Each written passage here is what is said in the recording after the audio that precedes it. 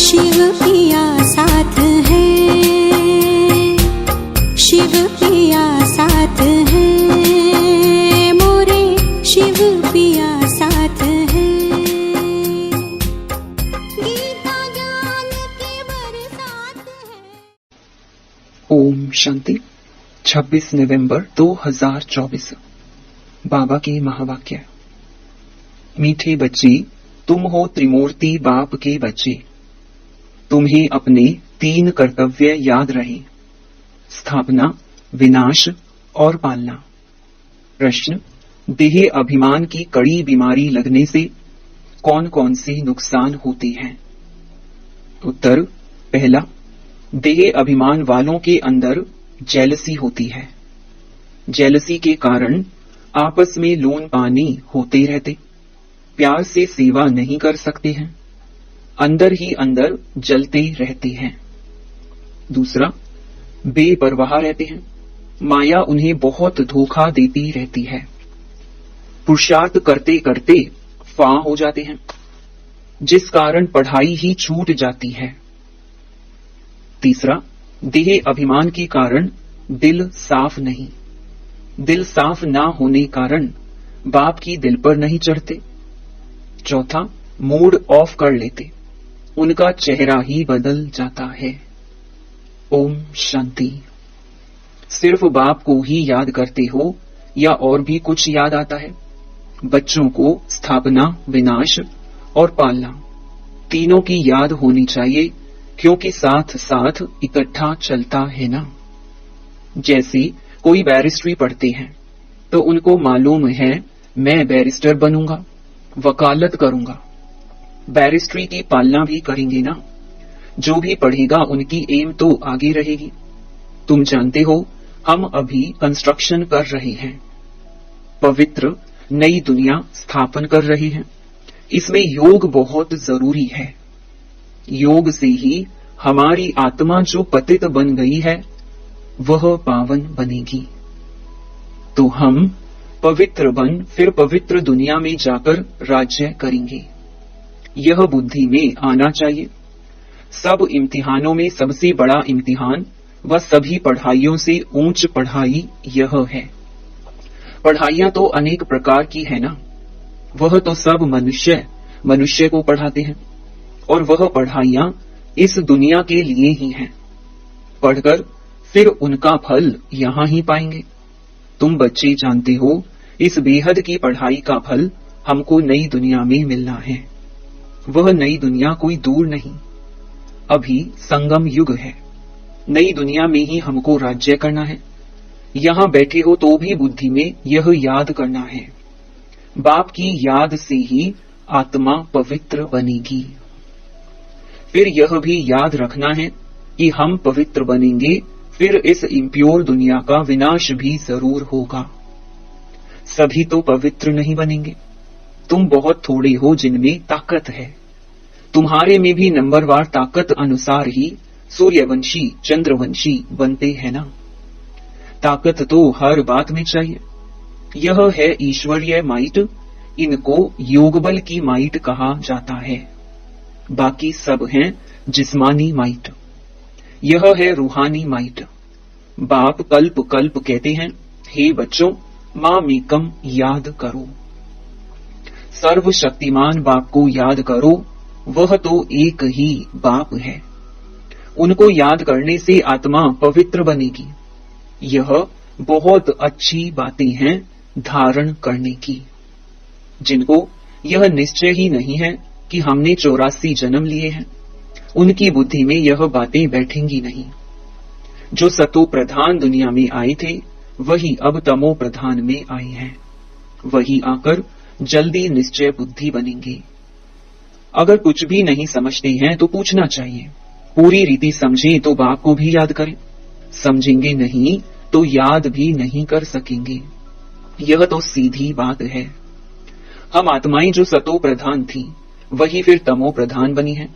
जिनको यह संशय होगा कि कैसे समझे हम 84 जन्म लेते हैं, वह बाप से कल्प पहले भी वर्षा लिया है, वह तो पढ़ाई में पूरा ध्यान ही नहीं देंगे। समझा जाता है इनकी तकदीर में नहीं है। कल्प पहले भी नहीं समझा था, इसलिए याद कर नहीं सकेंगे। यह है ही भविष्य के लिए पढ़ाई। नहीं पढ़ते हैं तो समझा जाता है कल्प कल्प नहीं पढ़ते थे, अथवा थोड़ी मार्क्स से पास हुए थे। स्कूल में बहुत फेल भी होते हैं, पास भी नंबरवार ही होते हैं। यह भी पढ़ाई है, इसमें नंबरवार पास होंगे। जो होशियार हैं वह तो पढ़कर फिर पढ़ाते रहेंगे।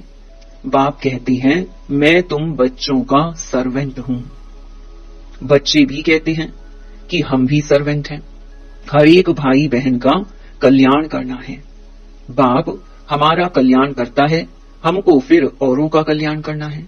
सबको यह भी समझाना है, बाप को याद करो तो पाप कट जाए। जितना जितना जो बहुतों को पैगाम पहुंचाते हैं उन्हें बड़ा पैगंबर कहेंगे। उनको ही महारथी अथवा घोड़े सवार कहा जाता है। प्यादे फिर प्रजा में चले जाते हैं। इसमें भी बच्चे समझते हैं कौन कौन साहूकार बन सकेंगे। यह ज्ञान बुद्धि में रहना चाहिए। तुम बच्चे जो सर्विस के लिए निमित्त बने हुए हो, सर्विस के लिए ही जीवन दी हुई है, तो पद भी ऐसे पाएंगे। उनको किसी की परवाह नहीं रहती।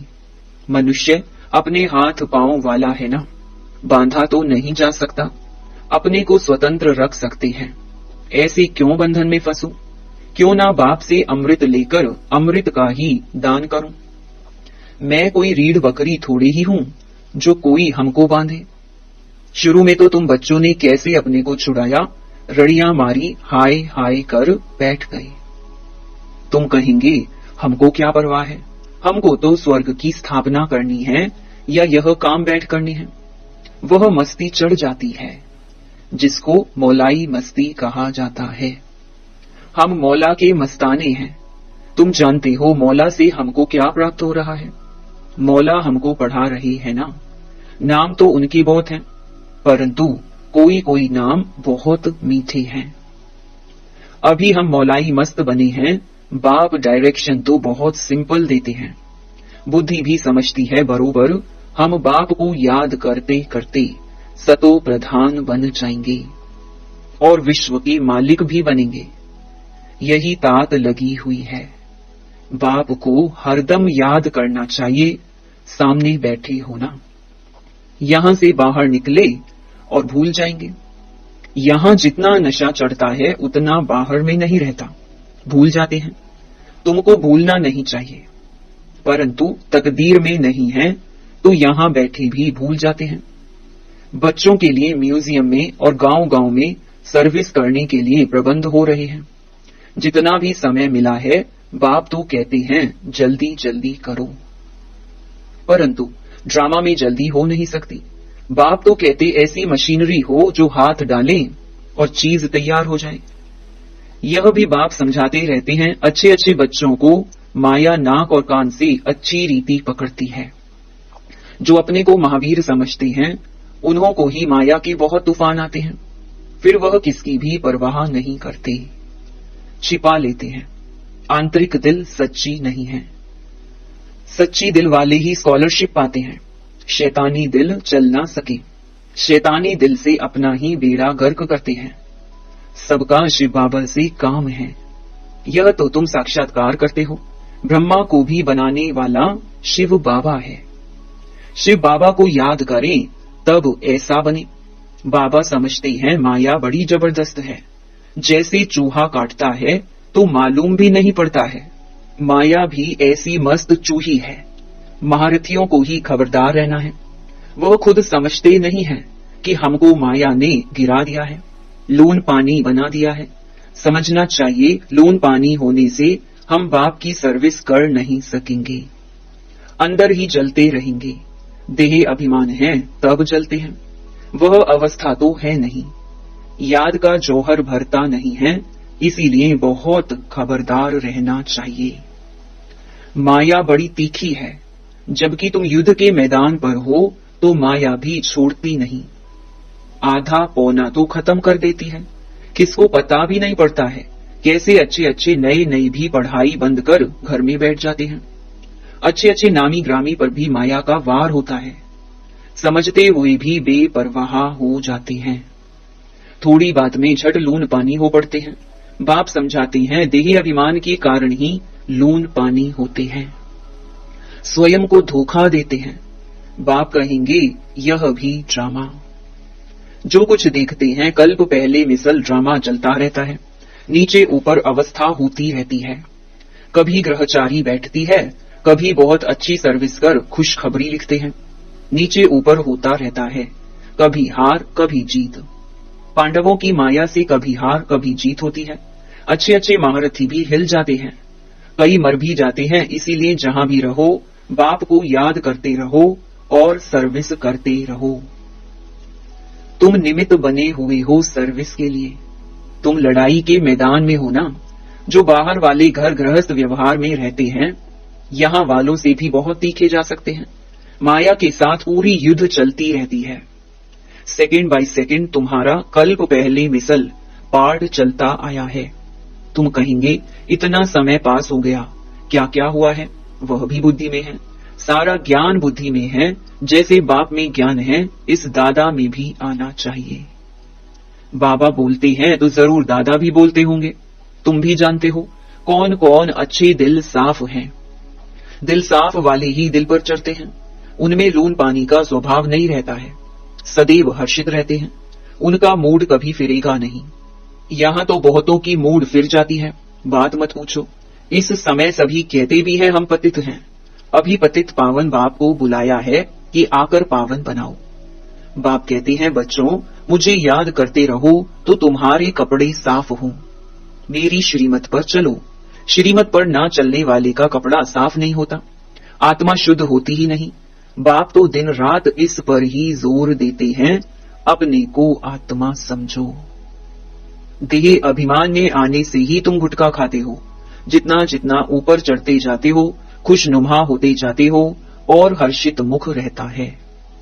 बाबा जानते हैं अच्छे अच्छे फर्स्ट क्लास बच्चे हैं, परंतु अंदरूनी हालत देखो तो गल रहे हैं। देह अभिमान की आग जैसे गला रही है। समझते नहीं हैं यह बीमारी फिर कहां से आई। बाप कहते हैं देह अभिमान से यह बीमारी आती है। देही अभिमानी को कभी बीमारी नहीं लगेगी, बहुत अंदर में जलते रहते हैं। बाप तो कहते हैं बच्चे देही अभिमानी भव। पूछते हैं यह रोग क्यों लगा है। बाप कहते हैं यह देह अभिमान की बीमारी ऐसी है, बात मत पूछो। कोई को यह बीमारी लगती है तो एकदम चीचड़ होकर लगती है, माना चिपक जाती है, छोड़ती ही नहीं है। श्रीमत पर ना चल अपने देह अभिमान में चलते हैं तो चोट बड़े जोर से लगती है। बाबा के पास तो सब समाचार आते हैं, माया कैसे एकदम नाक से पकड़ गिरा देती है, बुद्धि बिल्कुल मार डालती है। संशय बुद्धि बन पड़ते हैं, भगवान को बुलाते हैं कि आकर हमको पत्थर बुद्धि से पारस बुद्धि बनाओ, और फिर उनके भी विरुद्ध हो जाते तो क्या गति होगी। एकदम गिरकर पत्थर बुद्धि बन जाते हैं। बच्चों को यहाँ बैठे यह खुशी रहनी चाहिए, student life is the best, यह है। बाप कहते हैं इनसे और कोई पढ़ाई ऊंच है क्या। दी बेस्ट तो यह है, 21 जन्मों का फल देती है, तो ऐसी पढ़ाई में कितना अटेंशन देना चाहिए। कोई तो बिल्कुल अटेंशन नहीं देते हैं, माया नाक कान एकदम काट लेती है। बाप खुद कहते हैं आधा कल्प इनका राज्य चलता है तो ऐसा पकड़ लेती है जो बात मत पूछो। इसीलिए बहुत खबरदार रहो, एक दो को सावधान करते रहो। शिव बाबा को याद करो, नहीं तो माया का नाक काट लेगी, फिर कोई काम के नहीं रहेंगे।